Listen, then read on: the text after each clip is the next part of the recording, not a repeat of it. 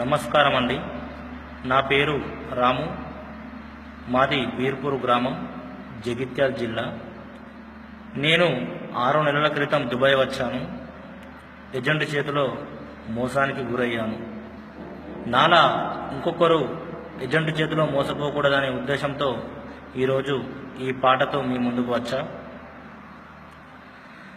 నచ్చజెప్పి నాతో ముచ్చట పెడితే నమ్మిన ఏజెంటును దుబాయ్ నన్ను పంపిస్తానంటే చేసిన అప్పులను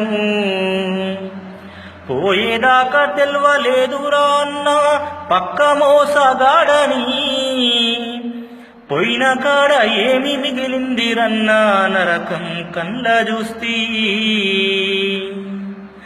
నచ్చజెప్పి నాతో ముచ్చట పెడితే నమ్మిన ఏజెంటును దుబాయ్ నన్ను పంపిస్తానంటే చేసిన అప్పులను పోయేదాకా తెల్వలేదురా అన్న పక్క మోసగాడని.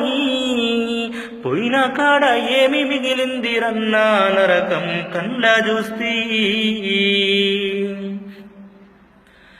బతుకు తెరువు లేక బతికే కొలువు లేక వలస బాట వట్టినా ప్రేమాను బంధాల నా పల్లె నిడిసి ఒంటరినైపోయినా. కమ్మనైనా మా అమ్మ చేతి ముద్దకే దూరమైపోతినా. రక్తాన్ని పంచుకు పుట్టినా తోడబుట్టినొల్ల నిడిసినా.